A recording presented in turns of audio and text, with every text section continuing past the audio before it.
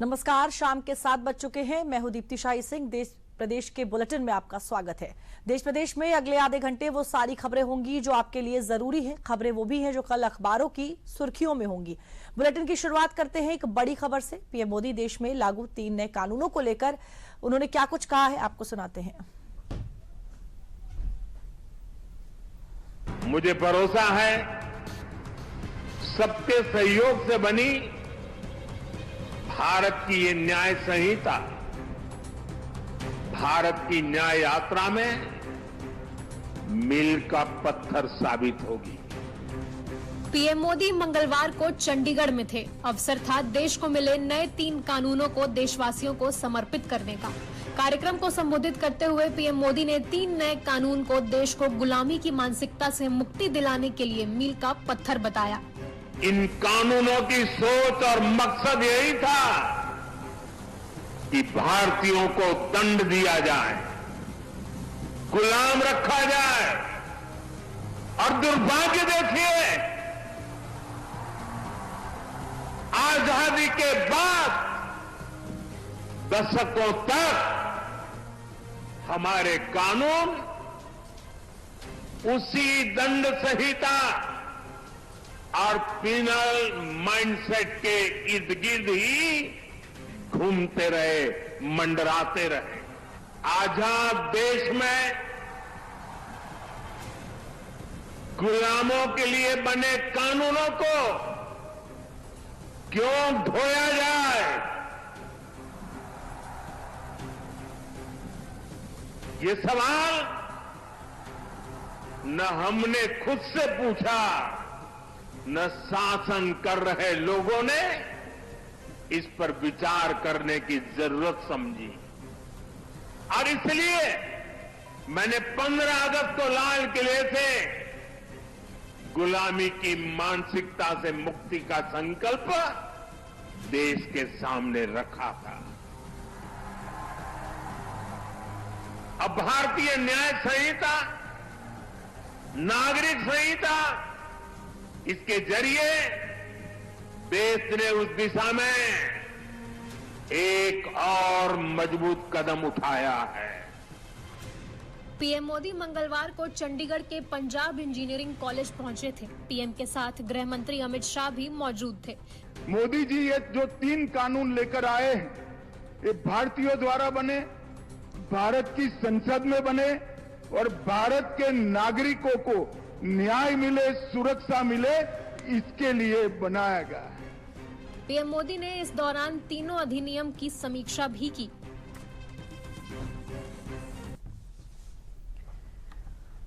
और अगली खबर है तो प्रदेश से, लेकिन उसका असर कई दिनों से पूरे देश में दिख रहा है। हाँ, हम बात कर रहे हैं संभल की। संभल हिंसा को लेकर सियासत अब संसद तक पहुंच चुकी है।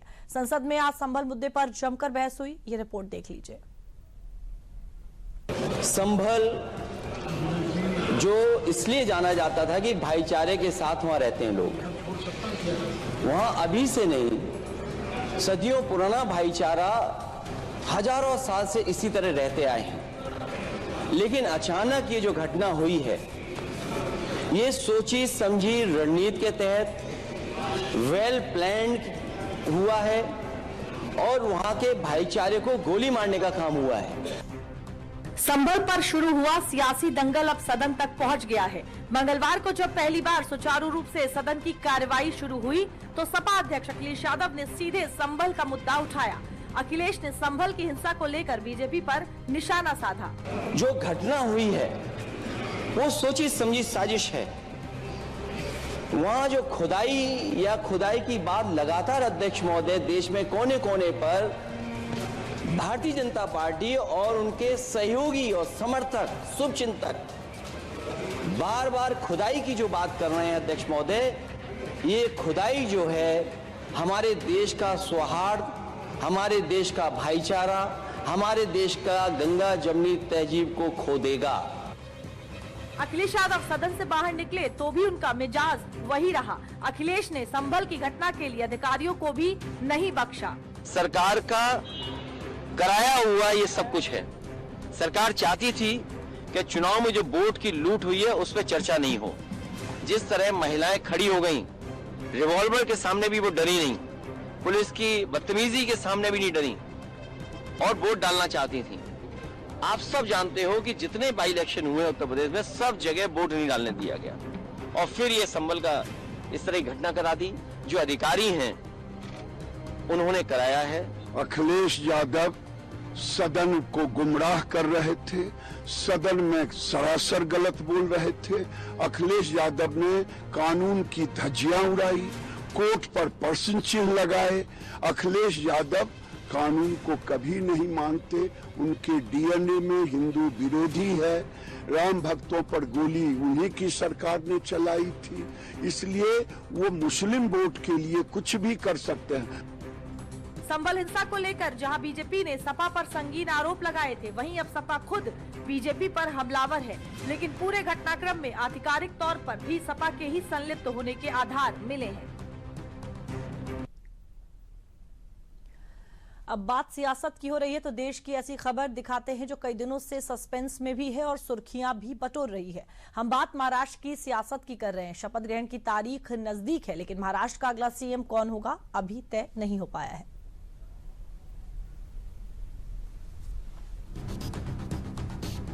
महाराष्ट्र में 5 दिसंबर को शपथ ग्रहण होना है, जिसकी तैयारियां जोरों पर हैं, लेकिन महाराष्ट्र के सीएम के नाम पर सस्पेंस अब भी बरकरार है। शपथ ग्रहण की तारीख नजदीक है, ऐसे में सीएम के नाम का ऐलान न किए जाने को लेकर विपक्ष महायुति गठबंधन पर सवाल खड़े कर रहा है।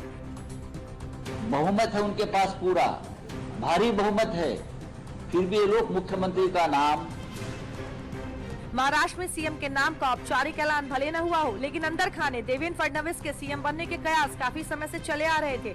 अब इन्हीं कयासों पर मुहर लगाते हुए महाराष्ट्र के बीजेपी के केंद्रीय पर्यवेक्षक और गुजरात के पूर्व मुख्यमंत्री विजय रूपानी ने जो बयान दिया है वो आपको सुनवाते हैं।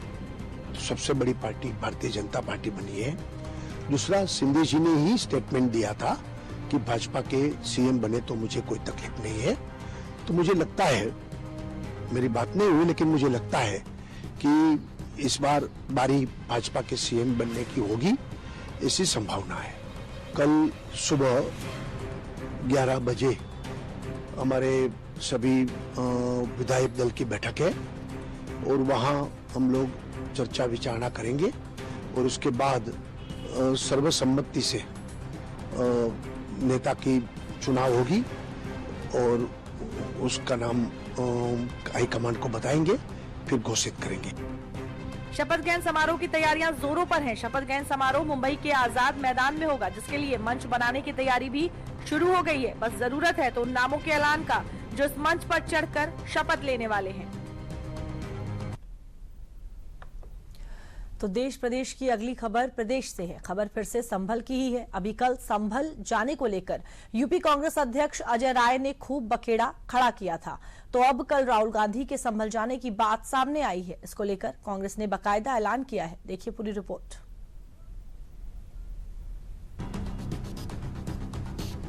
एक तरफ जहां सपा संभल मामले में अपना पल्ला साफ करने में जुटी है, तो दूसरी तरफ कांग्रेस संभल जाने पर ही अड़ी हुई है।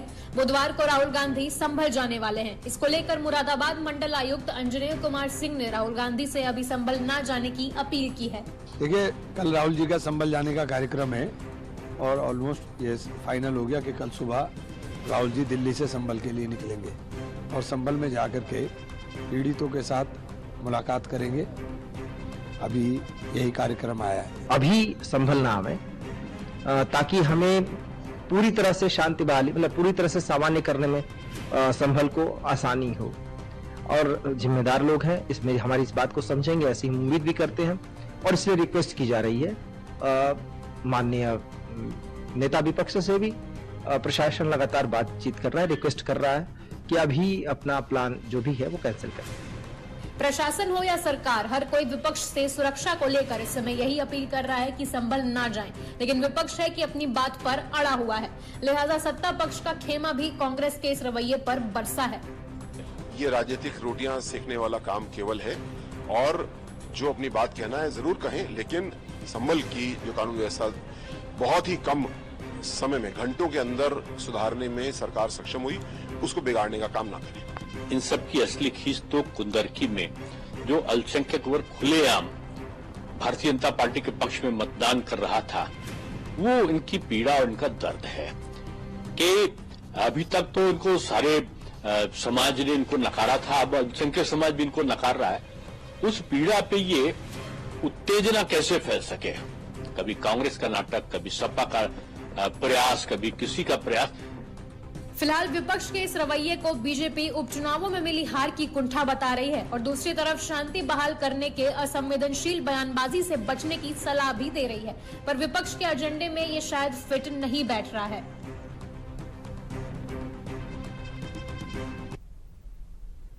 संभल की हिंसा के बाद से ही देश की सियासत में तूफान मचा हुआ है। खैर, तूफान तो बंगाल की खाड़ी से उठा फेंगल ने भी मचाया है। सीएम स्टालिन ने पीएम मोदी को फेंगल तूफान से नुकसान पर पत्र भी लिखा है। पीएम मोदी ने मंगलवार को तमिलनाडु के मुख्यमंत्री एमके स्टालिन से फोन पर बात भी की। रिपोर्ट देखिए। तमिलनाडु के मुख्यमंत्री स्टालिन ने प्रधानमंत्री को एक पत्र लिखा है। दरअसल बंगाल की खाड़ी से उठा फेंगल तूफान 30 नवंबर की शाम 7:30 बजे पुडुचेरी के कराईकल और तमिलनाडु के महाबलीपुरम के बीच समुद्र तट से टकराया था, जिसके चलते तमिलनाडु में भारी बारिश हो रही है, जिसके चलते तमिलनाडु में अब तक 12 लोगों की मौत हो चुकी है। इसी विषय पर तमिलनाडु की स्थिति के बारे में बताते हुए सीएम स्टालिन ने पीएम को एक पत्र लिखकर इसकी जानकारी देते हुए लिखा कि तमिलनाडु में 69 लाख परिवारों के 1.5 करोड़ लोग तूफान से बुरी तरह से प्रभावित हुए हैं। तमिलनाडु के विल्लुपुरम, तिरुवन्नमलाई और कल्लाकुरिची में एक ही दिन में पूरे सीजन 50 सेमी से ज्यादा के बराबर बारिश हुई, जिससे बाढ़ आ गई। तमिलनाडु में 2416 झोपड़ियां, 721 घर और 963 मवेशियों की मौत हो गई। 2 लाख हेक्टेयर जमीन बर्बाद, 9000 किलोमीटर की सड़कें और 1936 स्कूल तबाह हो चुके हैं। टेम्परेरी तौर पर सब कुछ ठीक करने के लिए 2475 करोड़ के रिलीफ फंड की भी मांग की, जिसके बाद पीएम मोदी ने मंगलवार को तमिलनाडु के मुख्यमंत्री एमके स्टालिन से फोन पर बात की और चक्रवात फेंगल से हुए नुकसान का जायजा लेते हुए राज्य की हर संभव मदद का आश्वासन भी दिया। पीएम मोदी ने तमिलनाडु के सबसे प्रभावित शहर विल्लुपुरम में हुए नुकसान की स्थिति का जायजा लिया। वहीं एमके स्टालिन ने केंद्र सरकार से तमिलनाडु में हुए नुकसान का आकलन करने के लिए एक टीम भेजने का आग्रह भी किया।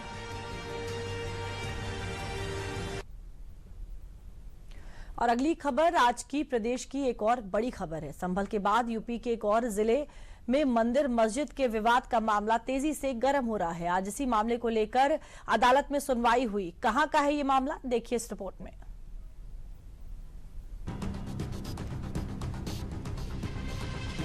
संभल और अजमेर जैसा ही एक और मंदिर मस्जिद का मामला बदायूं से सामने आया है, लिहाजा मामले को जिला कोर्ट ने भी संज्ञान में ले लिया है। अब इस पर मंगलवार को सुनवाई हुई है, हालांकि सुनवाई पूरी नहीं हो पाई। पहले आप वो समझिए, फिर पूरा मामला समझाते हैं। कोर्ट ने हिंदू पक्ष की याचिका को स्वीकार कर लिया है। मंगलवार की सुनवाई के दौरान बहस पूरी नहीं हो पाई, लिहाजा कोर्ट ने 10 दिसंबर को अगली सुनवाई की तारीख दे दी है। याचिका को सुनवाई योग्य माना जाए या नहीं, इस पर बहस चल रही है। 10 दिसंबर की सुनवाई के बाद इस मामले में कोर्ट की ओर से निर्णय आ सकता है। बदायूं के जिला अदालत में हुई सुनवाई के बाद हिंदू और मुस्लिम पक्ष के वकील भी सामने आए और इस पूरे मामले को लेकर क्या कहा, पहले आप वो सुनिए। आज जो सुनवाई हुई उसमें नंबर 1 जो मुस्लिम पक्ष है, डिफेंडर नंबर 1, उन्होंने अपनी बात को हमारी प्लान पढ़ते हुए रखी। अपने ना तो ऑब्जेक्शन को पढ़ा और उसमें उन्होंने एक अपनी पुरानी अपील को हवाला दे करके कोर्ट से टाइम मांगा मौखिक रूप से। पक्ष की ओर से क्या सबूत पेश किए गए? क्या कोई सबूत पेश नहीं किया गया। जैसा जाएंगे मेरे घर में मुकदमा कर देंगे और कहेंगे किसका सर्वे करा लिया, मैं मालिक हूँ, तो ये हो जाएगा। इससे कुछ नहीं होगा। अभी जो सर्वे की बात आ रही है, सर्वे से तो कोई मतलब ही नहीं है। मुकदमा जब चल रही है सर्वे कराएगा। जिला अदालत में ये मामला हाल फिलहाल का नहीं है, इसलिए कोर्ट ने दोनों पक्षों को पहले ही केस में अपना अपना पक्ष रखने का आदेश दे दिया था और मंगलवार को अदालत ने मुस्लिम पक्ष को बहस के लिए बुलाया था। बहस शुरू भी हुई पर पूरी नहीं हो पाई। 8 अगस्त 2022 को इस मामले को लेकर याचिका लगाई गई थी। हिंदू महासभा के अध्यक्ष मुकेश पटेल ने अदालत में याचिका दायर किया था। बदायूं के इस मामले की सुनवाई के लिए स्पेशल फास्ट ट्रैक कोर्ट बनाया गया है। मामले को गहराई से समझने के लिए आपको दोनों पक्षों के दावे जानने चाहिए। हिंदू पक्ष का दावा है कि कुतुबुद्दीन ऐबक के समय में यहाँ मंदिर था। मुस्लिम पक्ष का दावा है कि सुल्तान शमसुद्दीन अल्तमश ने मस्जिद बनवाई थी। हिंदू पक्ष का दावा है कि कुतुबुद्दीन ऐबक ने मंदिर को तोड़कर यहाँ मस्जिद बनवाया। वहीं मुस्लिम पक्ष का दावा है कि साल 1223 में इस मस्जिद का निर्माण कराया गया था। हिंदू पक्ष का दावा है कि 1875 से 1978 तक के गजट में मंदिर के प्रमाण हैं। मुस्लिम पक्ष का दावा है कि सभी सरकारी रिकॉर्ड में यहाँ जामा मस्जिद दर्ज है। हिंदू पक्ष का दावा है कि आज भी मूर्तियां हैं, पुराने खंभे हैं, नीचे सुरंग है। मुस्लिम पक्ष का दावा है कि इसको लेकर जो दावे किए जा रहे हैं वो झूठे हैं। फिलहाल अब इस मामले में 10 दिसंबर को सुबह 10:30 बजे दोबारा सुनवाई होगी, जिसमें मुस्लिम पक्ष अपना तर्क रखेगा।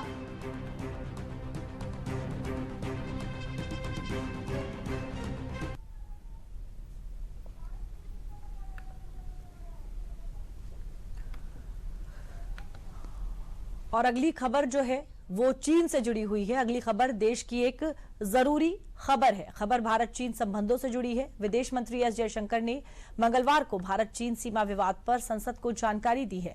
विदेश मंत्री ने सदन में क्या कहा है, आपको सुनाते हैं।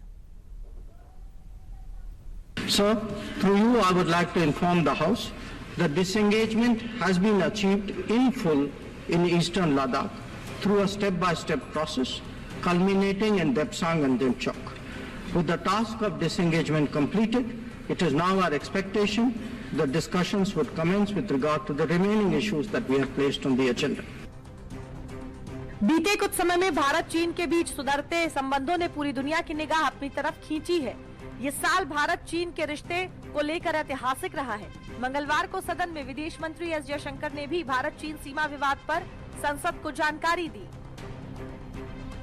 The House is aware that our ties have been abnormal since 2020, when peace and tranquility in the border areas were disturbed as a result of Chinese actions. Recent developments that reflect our continuous diplomatic engagement since then have set our ties in the direction of some improvement. विदेश मंत्री ने सदन में बताया कि भारत और चीन बातचीत के जरिए सीमा विवाद सुलझाने की कोशिश कर रहे हैं। पूर्वी लद्दाख में पूरी तरह से डिसएंगेजमेंट हो चुका है, लेकिन एलएसी पर अभी भी कई इलाकों में विवाद है। भारत का मकसद फिलहाल ऐसा समाधान निकालना है जो दोनों देशों के लिए मंजूर हो।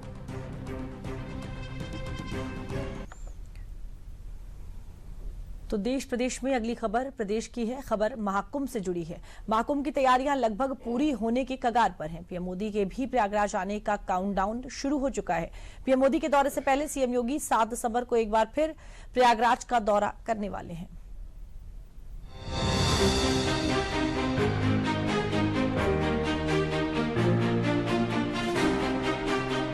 महाकुंभ की तैयारियां अब अपने अंजाम की ओर अग्रसर हैं। तैयारियां बता रही हैं कि महाकुंभ महादिव्य होने वाला है। तैयारियों को परखने का जिम्मा खुद यूपी के सीएम योगी ने संभाल रखा है। सीएम योगी 7 दिसंबर को एक बार फिर प्रयागराज का दौरा करने वाले हैं। सीएम इसलिए प्रयागराज जा रहे हैं ताकि पीएम मोदी के प्रयागराज दौरे से पहले वो महाकुंभ की तैयारियों की समीक्षा कर सके।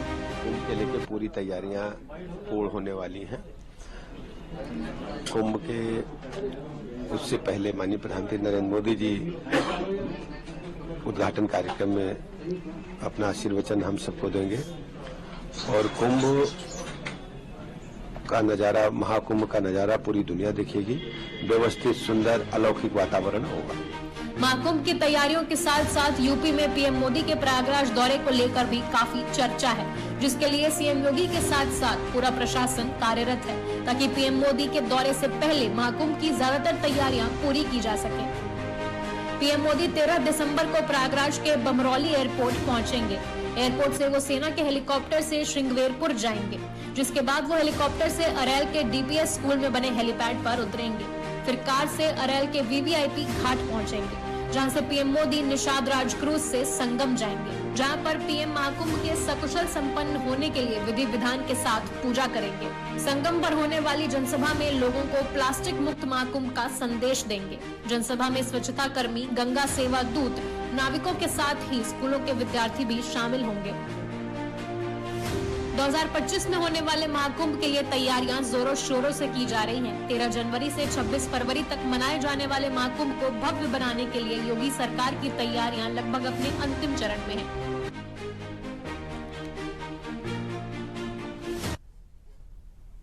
और देश प्रदेश में अभी रुकेंगे एक ब्रेक के लिए।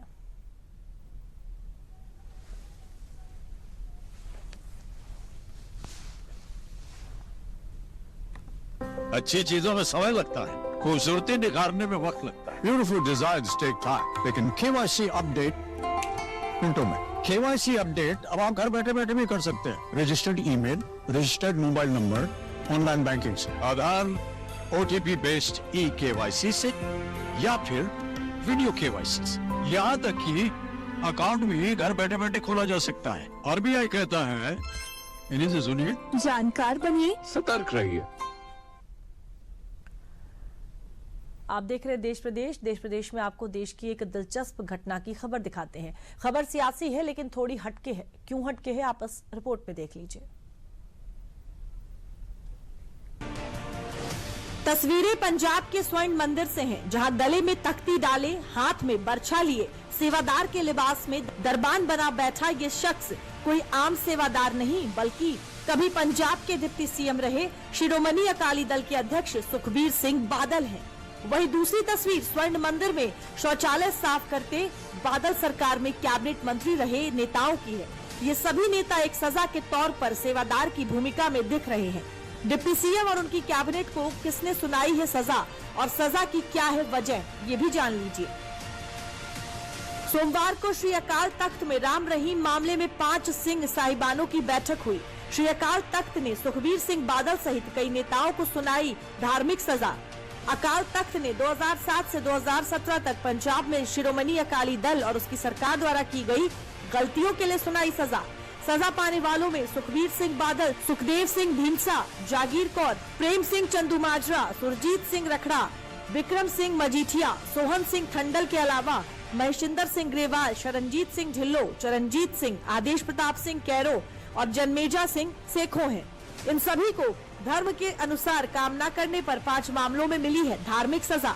सजा के तौर पर ये सभी स्वर्ण मंदिर में सेवादार के रूप में काम करेंगे, साथ ही बर्तन तथा जूते साफ करने की भी निभाएंगे सेवा। श्री सुखमनी साहिब का करना होगा पाठ। सजा के तौर पर वॉशरूम भी करने होंगे साफ। रोजाना 1 घंटा कीर्तन में होना होगा शामिल। इससे पहले 30 अगस्त को श्री अकाल तख्त साहिब ने सुखबीर सिंह बादल समेत अन्य नेताओं को धर्म के अनुसार काम न करने पर तनख्वाह घोषित किया था। साथ ही सुखबीर बादल के पिता और पंजाब के पूर्व मुख्यमंत्री दिवंगत नेता प्रकाश सिंह बादल को दिया फके कौम सम्मान वापस लेने का भी ऐलान किया था। इसके साथ ही तख्त ने अकाली दल की कार्यकारिणी से सुखबीर बादल का पार्टी प्रमुख पद से इस्तीफा स्वीकार करने को भी कहा है।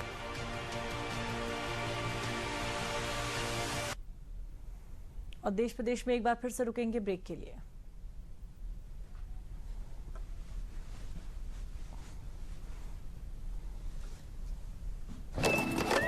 कब तक लंबी लाइनों में उम्र बिताइएगा? डिजिटल पेमेंट अपनाइए, चुटकी में हल पाइए। पुराने तरीके कब तक अपनाइएगा? डिजिटल पेमेंट बहुत आसान है, देखिए चुटकी में पेमेंट चुका। बटुआ ढूंढ रहे हैं? डिजिटल पेमेंट अपनाइए, कभी भी कहीं भी और सुरक्षित। हमने तो इन्हें डिजिटल पेमेंट करना सिखा दिया है। आपने? RBI कहता है कि डिजिटल पेमेंट अपनाओ, औरों को भी सिखाओ। देश प्रदेश में आपका एक बार फिर से स्वागत है। देश प्रदेश में अब प्रदेश की वो खबर दिखाते हैं जिसने पूरे प्रदेश में हड़कंप मचा दिया। मंगलवार को ताजमहल को बम विस्फोट करके उड़ाने की धमकी मिली। धमकी के बाद से ही ताजमहल के बाहर सुरक्षा एजेंसियां सक्रिय हो गई हैं। ताजमहल और उसके आसपास सर्च अभियान चलाने के साथ सुरक्षा व्यवस्था सख्त कर दी गई है। देखिए ये रिपोर्ट।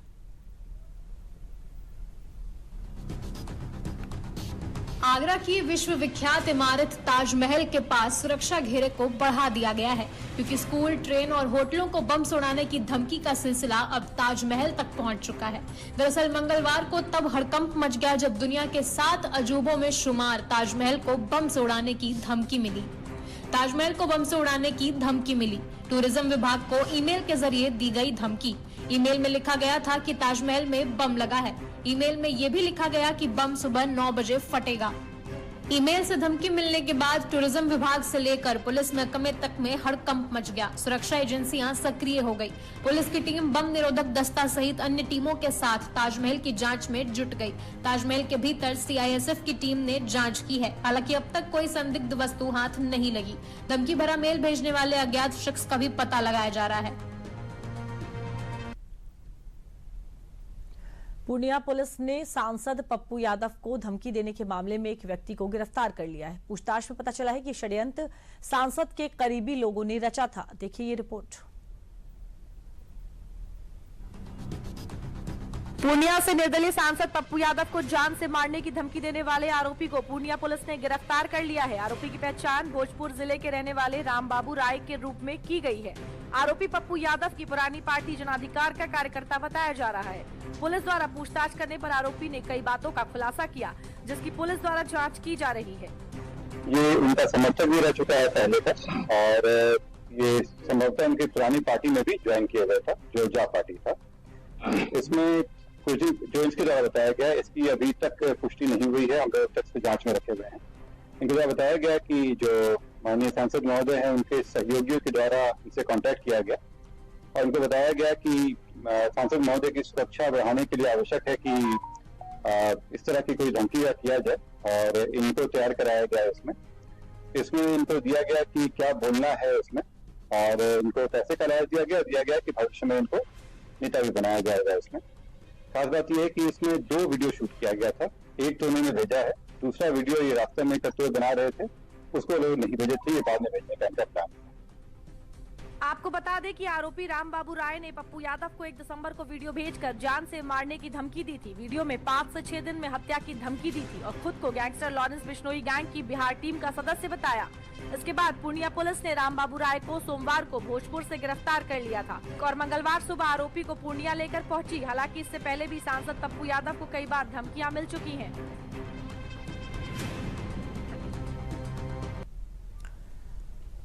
और देश प्रदेश में एक बार फिर से वक्त हो चला है ब्रेक का।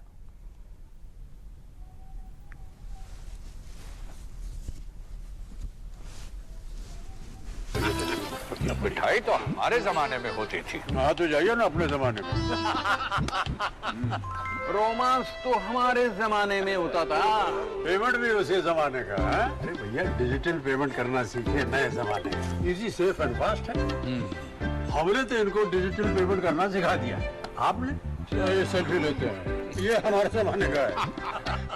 आरबीआई कहता है कि डिजिटल पेमेंट अपनाओ, औरों को भी सिखाओ। आप देख रहे हैं देश प्रदेश, और देश प्रदेश में अब बात कर लेते हैं महाकुंभ की। महाकुंभ 2025 में होने वाला है जनवरी में, और इसको लेकर तमाम जो तैयारियां हैं वो चल रही हैं। हमारे सेगमेंट में हम आपको महाकुंभ से जुड़ी हुई खबरें दिखाते हैं फटाफट अंदाज में।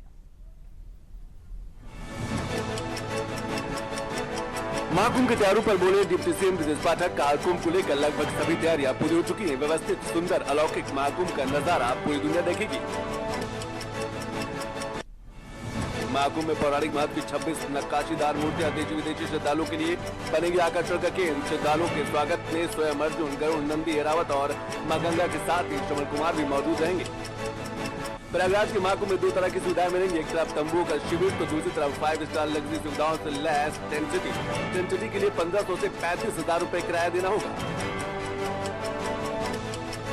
मध्य प्रदेश में आरएसएस, विश्व हिंदू परिषद और करीब 40 संगठन थाली थैला संकलन में जुटे हैं। इन्हें महाकुंभ में भेजा जाएगा। प्लास्टिक मुक्त महाकुंभ के तहत श्रद्धालुओं से पॉलीथीन के बदले थाली और थैला दिया जाएगा। महाकुंभ में कल्पवास करने वालों के लिए गाइडलाइन जारी। प्रशासन के अनुसार हृदय रोग, श्वास रोग, मधुमेह, उच्च रक्तचाप से ग्रसित व्यक्ति यात्रा के समय विशेष सावधानी बरते और पहले ही निवास स्थान सुनिश्चित कर ले।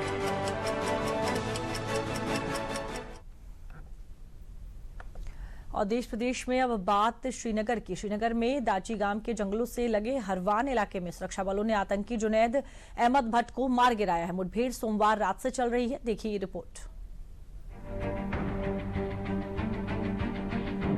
जम्मू कश्मीर के श्रीनगर में एक बार फिर से आतंकियों की मुठभेड़ सुरक्षा बलों के जवानों से हुई है, जिसमें सेना के जवानों ने मुठभेड़ में एक आतंकी को मार गिराया है। दरअसल सोमवार की रात सेना के जवानों को श्रीनगर के हरवन जंगल में कुछ आतंकियों के छिपे होने की सूचना मिली थी, जिसके बाद सेना ने हरवन जंगल में सर्च ऑपरेशन चलाया। सर्च ऑपरेशन के दौरान ही आतंकियों ने सेना पर गोलीबारी शुरू कर दी, जिसका जवाब देते हुए सेना ने एक आतंकी को मार गिराया। हरवान का जंगल साउथ कश्मीर के पुलवामा के त्राल जंगल से जुड़ा है। आतंकी इसी रास्ते से हरवान के जंगल पहुंचे थे। पिछली मुठभेड़ में इसी रास्ते से आतंकी एनकाउंटर से भागने में कामयाब हुए थे। सेना द्वारा श्रीनगर मुठभेड़ में मारे गए आतंकी की पहचान की जा रही है और उसके अन्य साथियों के खिलाफ सुरक्षा बल के जवानों का सर्च अभियान भी जारी है। घेराबंदी में 2 से 3 आतंकियों के फंसे होने की सूचना मिली है। घाटी में नवंबर महीने में हुए आतंकी वारदात और एनकाउंटर पर भी एक नजर डालते हैं। 9 नवंबर सोपोर में सेना के आतंकियों से मुठभेड़ में एक आतंकी ढेर। 8 नवंबर सगीपोरा और पानीपोरा में सेना ने सर्च ऑपरेशन चलाकर 2 आतंकियों को मार गिराया था। 7 नवंबर जैश के आतंकियों ने 2 विलेज गार्ड को किडनैप करने के बाद हत्या की। 5 नवंबर बांदीपुरा में पुलिस और सेना के जवानों ने सर्च ऑपरेशन चलाया और आतंकियों से मुठभेड़ में एक आतंकी ढेर किया। 3 नवंबर श्रीनगर के संडे मार्केट में आतंकियों ने ग्रेनेड ब्लास्ट किया, जिसमें 12 लोग घायल हुए थे। हालांकि सुरक्षा बल के जवानों ने हरवन जंगल में सर्च ऑपरेशन चलाकर एक आतंकी को ढेर तो किया ही, इसके साथ ही उन्होंने जंगल के अंदर आतंकियों के गुप्त ठिकाने को भी नष्ट कर दिया है। और समाचारों में देश प्रदेश में मेरे साथ फिलहाल के लिए इतना ही। मुझे दीजिए इजाजत। नमस्कार।